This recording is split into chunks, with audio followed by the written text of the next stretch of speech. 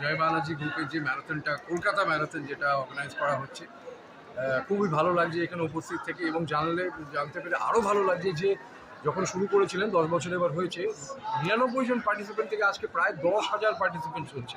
তো এটা একটা নিজের মধ্যেই সাফল্য রাখে। আমি শুধু তাদেরকে বলবো না, যারা আয়োজন করছে তাদের কথা তো বলছি, কিন্তু তারা যে এরকমভাবে ইনক্লুসিভ করেছে সব, মানে সমাজে সব রকম মানুষ, 10,000 মানুষ তো কম কথা হয় না, রেড রোডে হবে। তো এটা আমার ইটসেলফ, আমি যা মনে করছি যে মানুষ ভালোবেসেছে বলেই আসছে নিজের থেকে। এবং সবচেয়ে বড় আরেকটা জিনিস যেটা আমাদের সোসাইটিতে, আমাদের তো অনেক সময় বলা হয় বাঙালিরা এখন আস্তে আস্তে একটু খেলা বিমুখ হয়ে যাচ্ছে। দেখুন, খেলা বলতে স্পেসিফিক খেলা তো বিভিন্ন আছে। বাঙালি ফুটবল ভালোবাসে, পপুলার ক্রিকেট আছে, আমরা শুটিং করেছি, হয়তো ফুটবল খেলছে।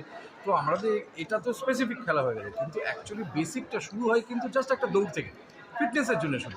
এই ফিটনেসে কিন্তু যে কেউ, ছোট বাচ্চা, বয়স্ক মানুষ, সবাই, আমি এক্ষুনি দেখলাম, আমার মনে হয় 80 বছরের ঊর্ধ্বে উনি হবেন, উনিও 5 কিলোমিটার রান করেন।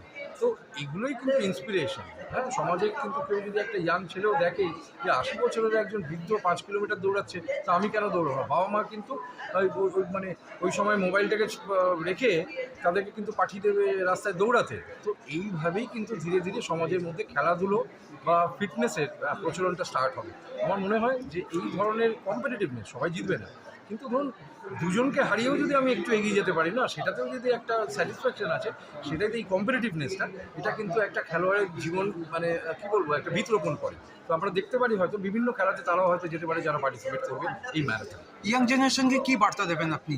আমি বার্তা দেবো যে দেখো, মোবাইলে তোমরা খেলছো, খেলা গেম খেলছো, সব খুব ভালো আছে, কিন্তু ডেডিকেটেড সব কিছুর ব্যালেন্স একটা রাখতে হবে।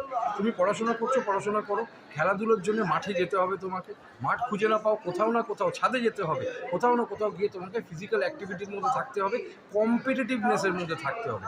যত তুমি কম্পিটিটিভ হবে, সেখানে পড়াশোনা তো ভালো দেখা যাবে, তোমার ভালো ফল আসবে, তুমি চাকরি বা ক্ষেত্রেও তুমি ভালো করতে পারবে, ব্যবসা ক্ষেত্রেও ভালো করতে পারবে। স্পোর্টসম্যানরা এই জন্য অনেক ক্ষেত্রে এগিয়ে থাকে, কেন তারা কম্পিটিটিভ হয় এবং ডিসিপ্লিন হয়। তো এই জিনিসগুলো যদি ছোটোবেলা থেকে ইনকালকেট করতে পারি আমরা সমাজের মধ্যে, আমাদের সোসাইটিটা, পরবর্তী জেনারেশন, আমার মনে হয় যে অনেক অনেক বেটার হবে আমাদের থেকে। Thank you.